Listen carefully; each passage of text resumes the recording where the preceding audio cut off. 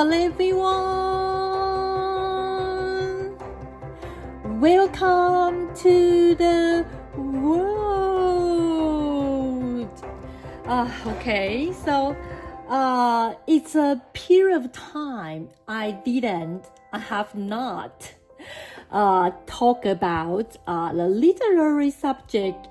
So actually, that is literature. I use literary just to focus on the certain words I want to express. So I don't know what is the word in the American when they want to separate, classify individually the part that is just physics, chemistry, biology, medicine, astronomy, and another part is the law, politics, literature, or just economic. So I use literaries from my personal word. Okay, you can accept it or not. But if you want to get into my world, I hope you can just respect and esteem. So sometimes I will just wonder, that is confounded. That is confounded. I ever think about to just change the word, but actually the literary is still appropriate. So I still use the word.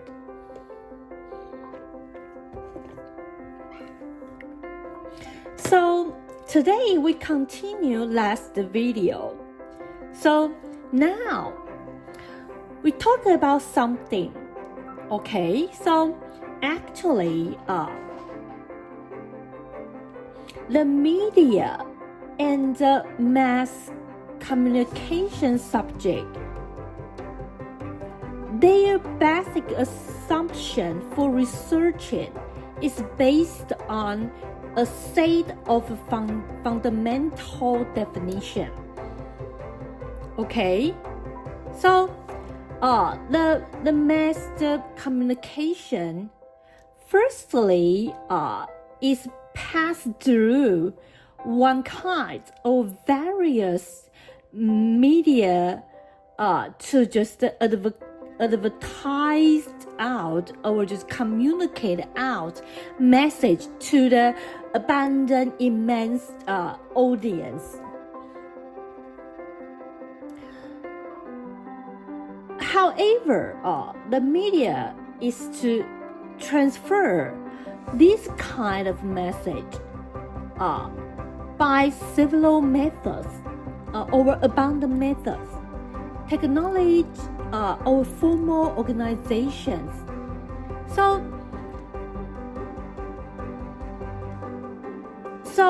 the media theory considers this message to different people all have different meaningfulness. So the decisive point is under the channel you passing through, or your way and the style, the model you express out. Then how to just pass the message out to the opposite side of the audience. So depend on the media in people's daily life is so common. So the very important part is not only we have to realize and interpret the media,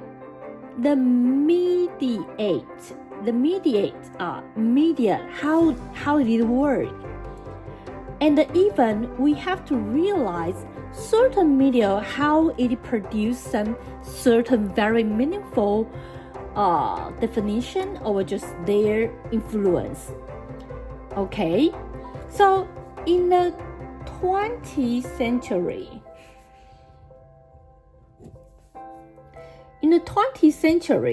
the word mass communication,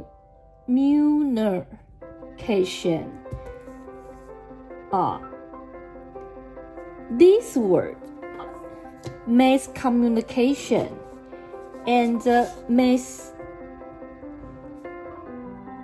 media. The two terms created together in the 20th century and just the beginning part of the 20th century. The two terms is used to describe that moment in time, the novel society phenomenon, and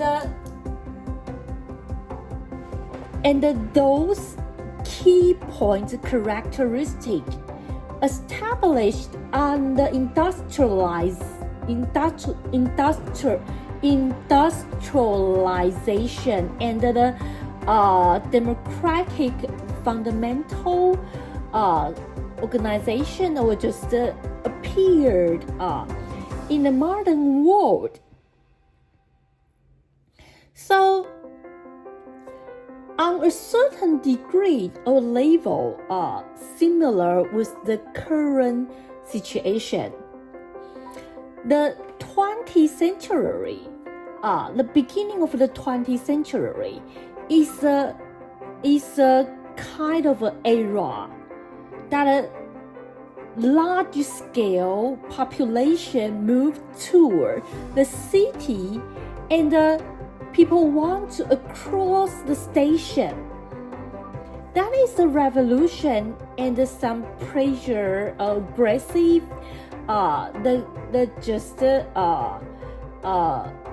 very adversary power to compete era.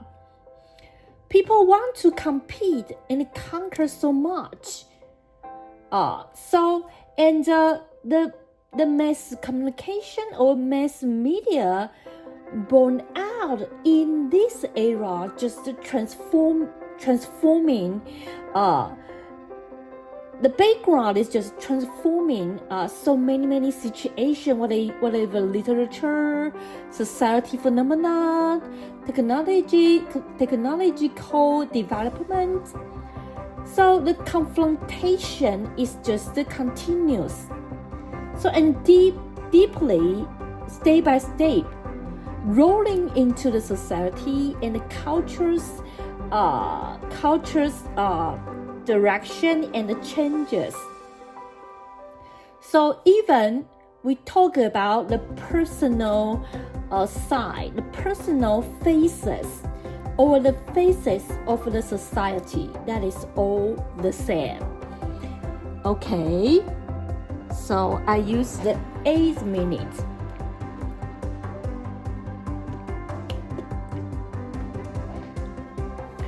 So the earlier time, mass communication or mass media, just like the newspaper, magazine, album, movie, or just the broadcast, their development is very swiftly. Till current time, we still can just tell it out. They are very broadening style, and the main change and so abundant the various large scale and the multiple characteristic. Okay, so and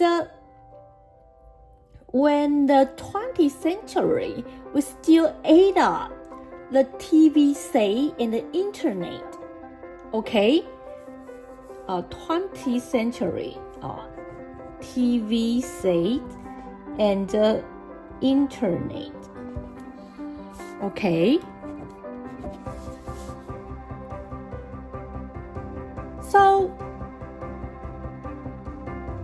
1 century before, the key point characteristic about the mass communication, the mass media, still very significant till current time include they can swiftly, in a very fast velocity, to touch the large-scale population, and they won't obtain the very common, charming, fascinating power.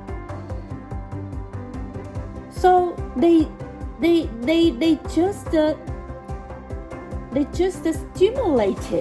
are stimulated out by the hopes and fears and the ability abiding in the equal level.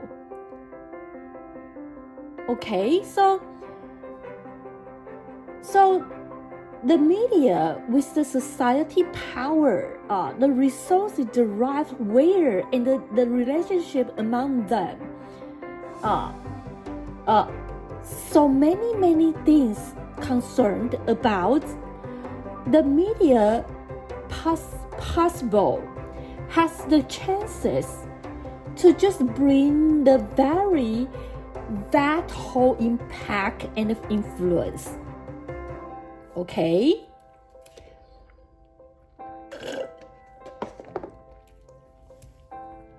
Okay, I have to turn to talk about the Chinese Mandarin. Okay, so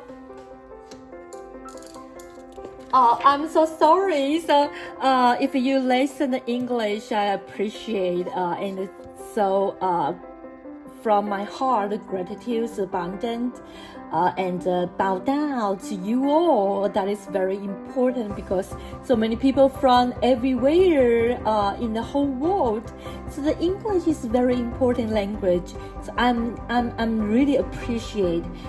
Thank you all the way, and especially thank for your encouragement. That is very important. So now, because after my country's urgent demandings have talked about Chinese, so I have switched to the Chinese. So if you don't mind, can listen a little bit and to feel and learn a little bit of Chinese Mandarin content. That is very interesting. Thank you. Welcome and enjoy. 好。大家好，好，那我来讲中文了。那讲中文的话，它就不会那么难。对，那我必须要说，我要承接上一集媒体在讲的内容。那今天我们承接下来，那我要讲的是有关于媒体，因为原本我们是在讲4个非常重要媒体的特性，还记得吗？ First, media and mass communication is everywhere. 所以他要讲它的特性之前，他先说了它的位置在哪里。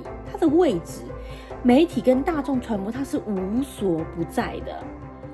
那再来是什么？Second, media and mass communication influence people and their environment, but in the incident time, the people and the environment influence the media and mass communication as well.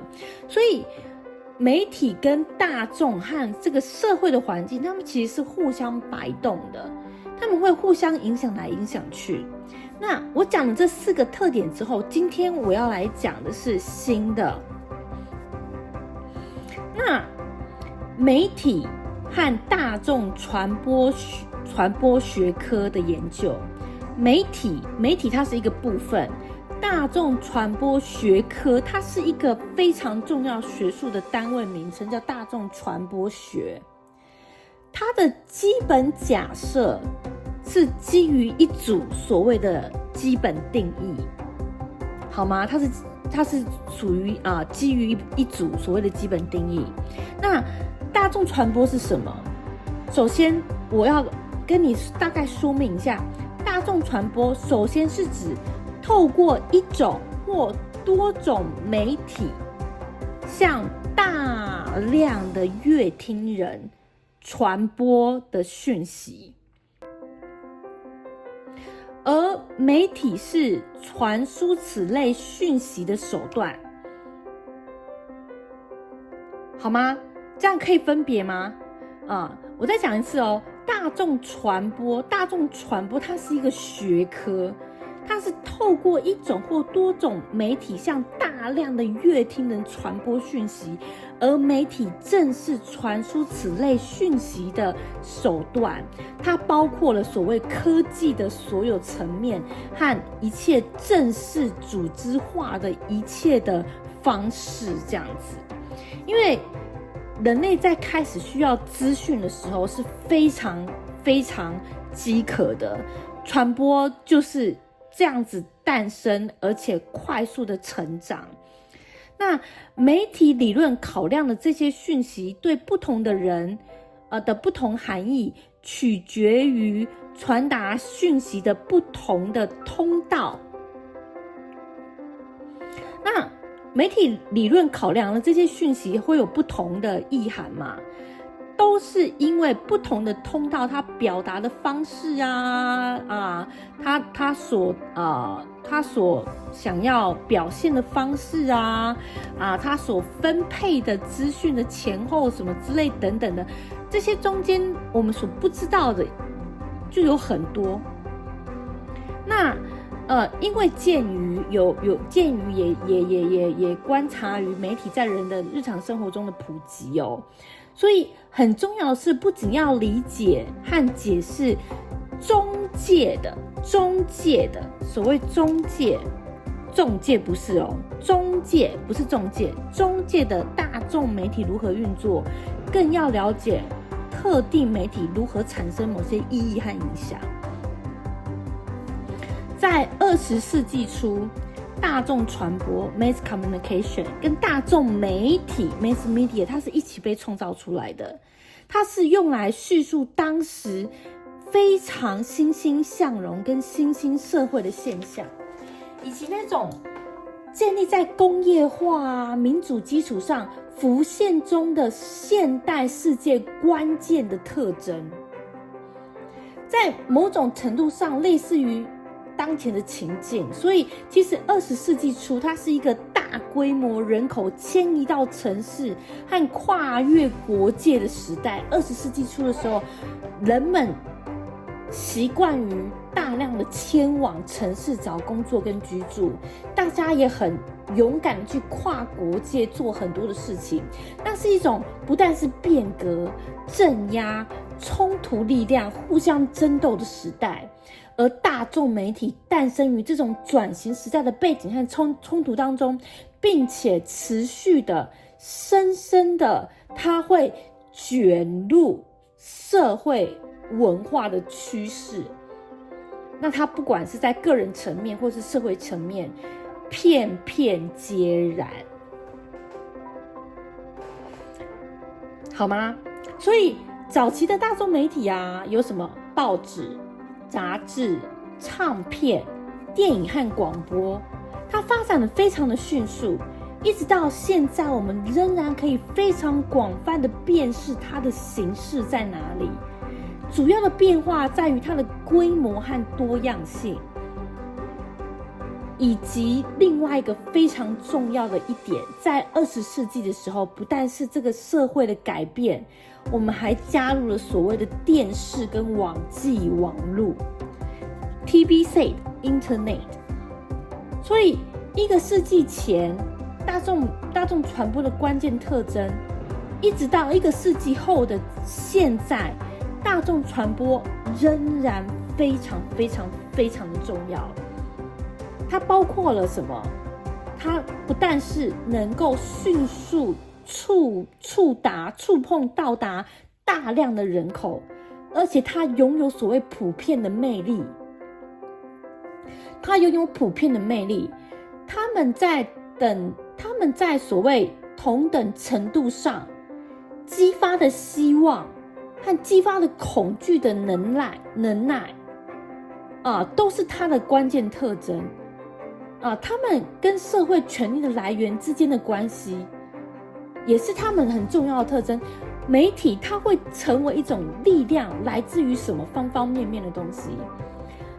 媒体是一个中心哦，它必须传播很多重要的讯息，也有传播无聊的讯息，而他们永远无法对抗的是真正的价值跟所谓学问的来源，但是他们有办法取得，是因为当他们是一个很重要的社会跟世界的中心的时候，会有不断的资源去 support 媒体，因为他们太重要了。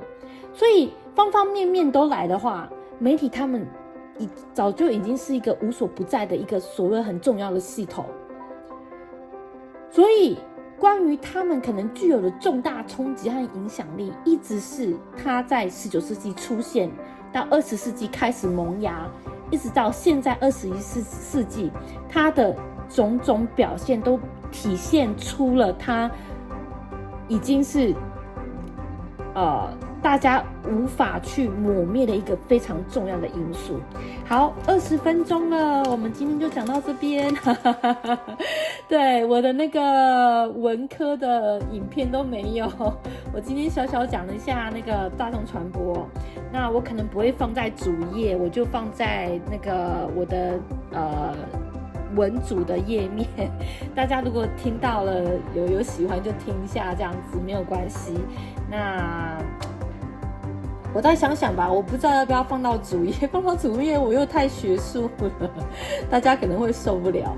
好，那先谢谢大家咯，谢谢你们。